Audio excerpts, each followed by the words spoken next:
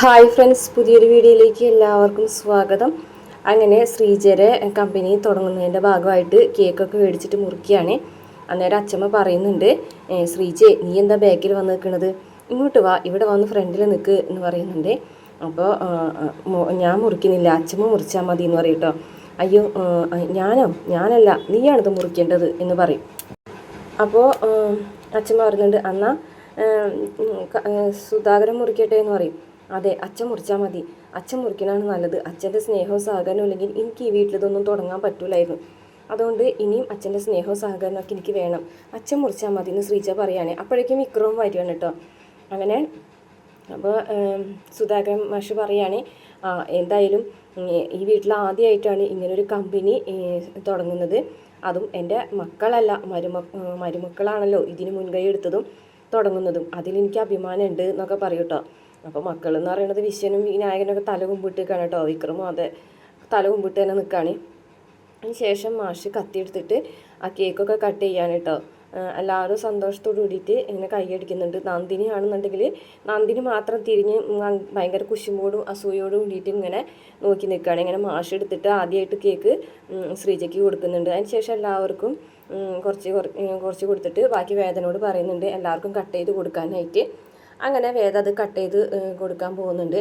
അങ്ങനെ ഓരോ കാര്യങ്ങളൊക്കെ അങ്ങോട്ടും ഇങ്ങോട്ടും പരസ്പരം പറയുന്നുണ്ട്.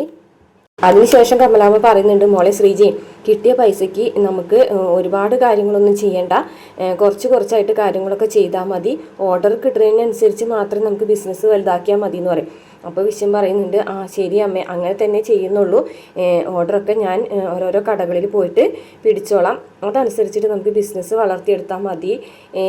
എന്തായാലും ഇതിൻ്റെ ഈ ഒരു കച്ചവടത്തിൻ്റെ മേൽനോട്ടത്തിനൊക്കെ വേദ ഉണ്ടാവും, വേദ മുന്നിലുള്ളതുകൊണ്ട് എനിക്ക് പേടിയൊന്നുമില്ല എന്ന് വിശ്വം പറയുകയാണ്. അപ്പോൾ വിക്രമിനെ വേദന നോക്കുന്നുണ്ട്. അതിനുശേഷം കേക്ക് കട്ട് ചെയ്ത് കൊടുക്കുന്നുണ്ട് എല്ലാവർക്കും. അപ്പോൾ നന്ദിനിക്ക് കൊടുക്കുമ്പോൾ നന്ദിനി മാത്രം വാങ്ങിക്കുന്നില്ല കേട്ടോ. നന്ദിനി ഇങ്ങനെ കുശുമ്പോട് കൂടിയിട്ട് മുഖം തിരിച്ച് നിൽക്കണം. അപ്പോൾ വിനായകൻ നന്ദിനിക്ക് കൊടുത്തു നോക്കുന്നുണ്ട്.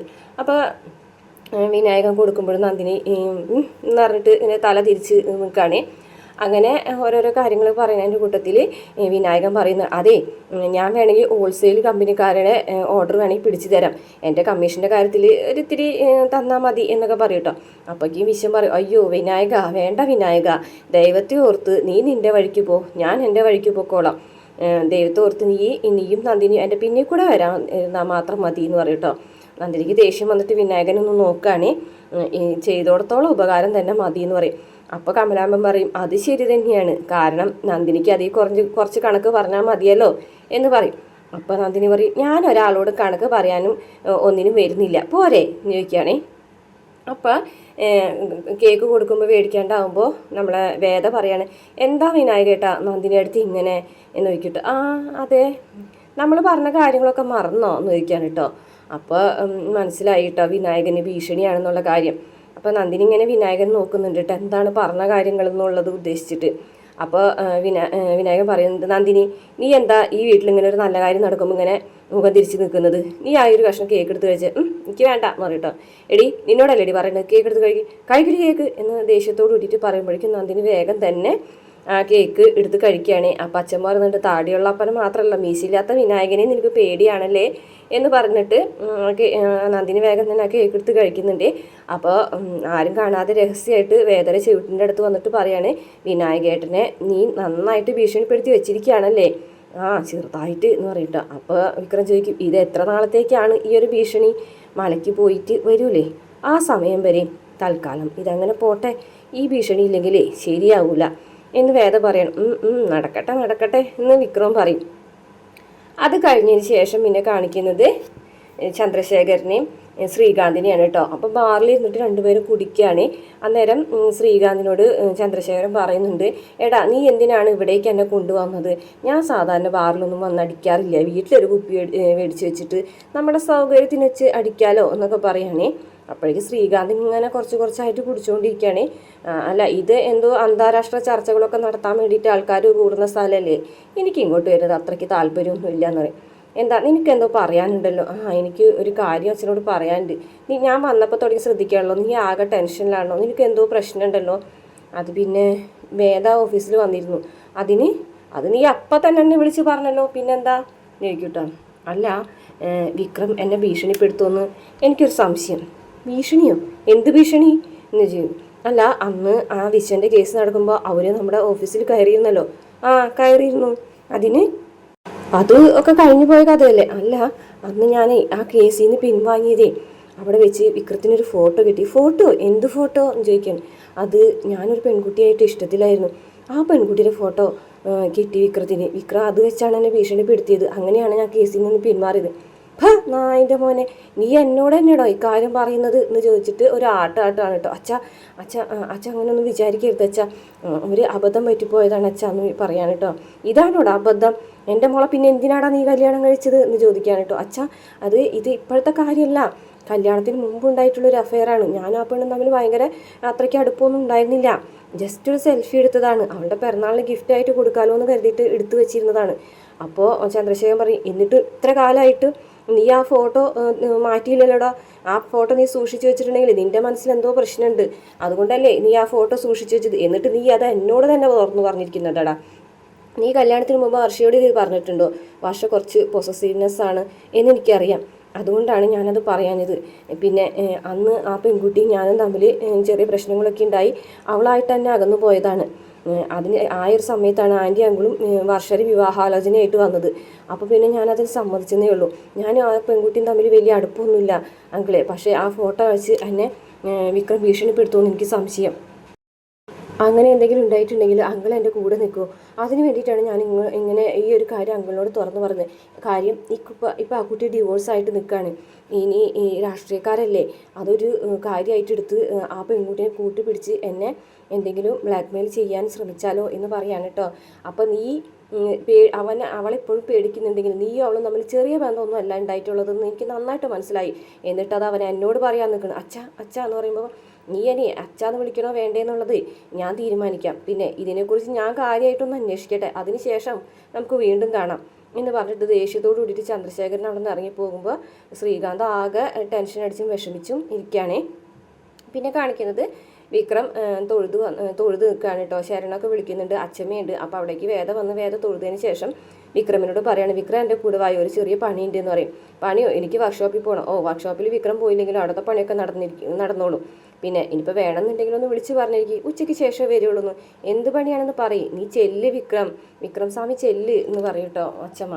അങ്ങനെ വിക്രം വേദയുടെ കൂടെ പോകണം കേട്ടോ. വേദ തൊടിയിലേക്കാണ് കൊണ്ടുപോകുന്നത്. അപ്പോൾ ഇവിടെ എന്ത് പണിയും ചോദിക്കും കേട്ടോ വിക്രം. പണിയൊക്കെ തരാം വായോ എന്ന് പറയുമ്പോൾ ചെല്ലുമ്പോൾ മാഷ അവിടെ ഇങ്ങനെ കൈക്കൂട്ടുകൊണ്ട് കിളച്ചൊക്കെ നിൽക്കുന്നുണ്ട്. അപ്പോൾ അതെ, ഇവിടെ കുറച്ച് കുഴി കുഴിക്കാനുണ്ട്. ആ കുഴി കുഴിക്കാൻ വേണ്ടി വന്നത്. അച്ഛൻ വാഴയ്ക്ക് കുഴി കുഴിക്കണമെന്ന് പറഞ്ഞില്ലേ? ദേ കുഴിക്കാനുള്ള ആൾ വന്നിട്ടുണ്ട് എന്ന് പറഞ്ഞിട്ട് ആര് നോക്കിയിട്ട് ഇത് തന്നെ വിക്രം സ്വാമി എന്ന് പറഞ്ഞിട്ട് കാണിച്ചു കൊടുക്കുകയാണ് കേട്ടോ. ഇവനോ? എനിക്ക് ചീരത്തണ്ടല്ല നടേണ്ടത്, വാഴയാണ് നടേണ്ടത് എന്ന് പറഞ്ഞിട്ട് ഇങ്ങനെ പരിഹസിക്കുന്നത് പോലെ പറയാണ് കേട്ടോ. അപ്പോൾ വിക്രമാണെന്നുണ്ടെങ്കിൽ ആകെ പെട്ട പോലെ നിൽക്കുകയാണ് കേട്ടോ. അപ്പോൾ മാഷ് പറയും, അതെ ഇവർക്കൊക്കെ ഒന്നും അത് ചെയ്യാനുള്ള കഴിവും ശേഷിയൊന്നും ഇല്ല. ഇവരതൊന്നും കണ്ടിട്ടും കേട്ടിട്ടും ഒന്നും ഉണ്ടാവില്ല. പിന്നെ വലിയ കുഴിയായിരിക്കും എടുക്കേണ്ടത്, കുഴിയിലെ പുളി പോകണം എന്ന് പറയും കേട്ടോ. അപ്പോൾ വിക്രം പറയും, കുഴിക്ക് പുളിയോ നോക്കിയാൽ. അപ്പോൾ മാഷ് പറയും, കുഴിക്ക് പുളി എന്ന് പറഞ്ഞിട്ടുണ്ടെങ്കിൽ അതിൻ്റെ അസിഡിറ്റി പോകണം, അതിന് സൂര്യപ്രകാശം കൊള്ളണം, അതിനാണ് കുഴിച്ചിടുന്നത്. അതിനിവിടെ കുഴിച്ചിടുന്ന സാധനങ്ങളൊന്നും കാണുന്നില്ലല്ലോ. വാഴക്കന്ന് കൃഷിഭവനിൽ പറഞ്ഞു വെച്ചിട്ടുണ്ട് 25 എണ്ണം, 25 കുഴി എടുക്കണം. 2 ആഴ്ച കഴിഞ്ഞിട്ടേ കിട്ടുള്ളൂ. അപ്പോഴേക്കും കുഴിയുടെ പുളിയൊക്കെ പോയിട്ടുണ്ടാവും എന്ന് പറയാം കേട്ടോ. അങ്ങനെ എന്നാൽ കുഴിക്കട്ടെ അച്ഛാ എന്ന് വേറെ ചോദിക്കുമ്പോൾ മൺവെട്ടിയും കാര്യങ്ങളൊക്കെ അവിടെ ഇരിക്കുന്നുണ്ടല്ലോ, കുഴിച്ചോ എന്ന് പറയും. അങ്ങനെ വിക്രം മൺവെട്ടി എടുത്ത് കുഴിക്കുമ്പോൾ ശരിയാവാണ്ടാവും മാഷ് ചെന്നിങ്ങാണ്ട് കാണിച്ചു കൊടുക്കേണ്ടത്. ഇത് ഇങ്ങനെയല്ല കുഴിക്കേണ്ടത്, 2 അടി വീതിയും 2 അടി നീളത്തിൽ വേണം കുഴിക്കാൻ എന്ന് പറയണം. അപ്പോൾ വേദൊരു കാര്യം ഓർക്കാണേ, അച്ഛൻ വന്ന് രാത്രി വേദനോട് പറഞ്ഞിട്ടുണ്ടായിരുന്നു, 2 പേരും കൂടെ തൊടിയിൽ ഒരുമിച്ച് പണിയെടുപ്പിച്ചിട്ടുണ്ടെങ്കിൽ കുറച്ച് നേരമെങ്കിലും അവർക്ക് ഒരുമിച്ച് വർത്താനം പറഞ്ഞ് നിൽക്കാനായിട്ട് പറ്റും. അപ്പോൾ ഒരു അകൽച്ച മാറി ഒരു അടുപ്പം വരും എന്ന് പറഞ്ഞു കൊടുത്തിട്ടുണ്ടായിരുന്നേ. അത് പ്രകാരമാണ് വേദ വിക്രമിനെ തൊടിയിലേക്ക് കൊണ്ടുവന്ന് കുഴി എടുപ്പിക്കുന്നത്. അപ്പം മാഷ് ഇങ്ങനെ പറഞ്ഞു കൊടുത്തുകൊണ്ടിരിക്കുന്നുണ്ട്, അവിടേക്ക് കുഴിക്കി ഇവിടേക്ക് കുഴിക്കി എന്നൊക്കെ. അത് കണ്ട് വേദ വേഗം തന്നെ വീട്ടിലേക്ക് വരികയാണ്. അമ്മ ചായയും കൊണ്ട് തൊടിയിലേക്ക് പോകാൻ പോണേ. അപ്പോൾ അമ്മ ഇങ്ങോട്ട് ഞാൻ അച്ഛന് ചായ കൊണ്ടുപോകുകയാണെന്ന് പറയും കേട്ടോ. ഇതിലൊരാൾക്കുള്ള ചായ ഉള്ളൂ എന്ന് ചോദിക്കും. അച്ഛന് എന്നാലേ 2 പേർക്ക് ചായ എടുത്തോന്ന് പറയും. 2 പേർക്കും? അച്ഛനും മോനും അവിടെ തൊടിയിൽ പണിയെടുത്തുകൊണ്ടിരിക്കുക. അച്ഛനും മോനും? ആര്? വിക്രമും അച്ഛനും, അല്ലാതെ വേറെ ആരാ എന്ന് ചോദിക്കട്ടോ. മോൾ എന്തീ പറയുന്നത്, വിക്രമോ എന്ന് ചോദിക്കട്ടോ. അമ്മേ അതെ വിക്രം അവിടെ വാഴയ്ക്ക് കുഴിയെടുത്തുകൊണ്ടിരിക്കുക. ഞാൻ ഇവർ രണ്ടുപേരും കൂടെ ഒന്ന് അടുക്കാൻ വേണ്ടിയിട്ട് വിക്രമിനെ അവിടെ കൊണ്ടുവന്നാക്കിയിരിക്കുകയാണെന്ന് പറയാം കേട്ടോ. എന്തായാലും രണ്ടുപേരും സംസാരിച്ചൊക്കെ നിൽക്കുമ്പോൾ ആ ഒരു അകൽച്ചൊക്കെ മാറും അമ്മയെന്ന് പറയാം കേട്ടോ. ദൈവമേ എനിക്ക് കാണാൻ കൊതിയായി രണ്ടുപേരും കൂടെ സംസാരിച്ച് നിൽക്കുന്നത്. എന്നാൽ അമ്മ അങ്ങോട്ട് ചെല്ലും, ഞാൻ കാപ്പി കൊണ്ടുവരാം എന്ന് പറയാം കേട്ടോ. ആ ശരി, എന്തായാലും മോള് ചെയ്യുന്ന കാര്യം വലിയ കാര്യമാണ്.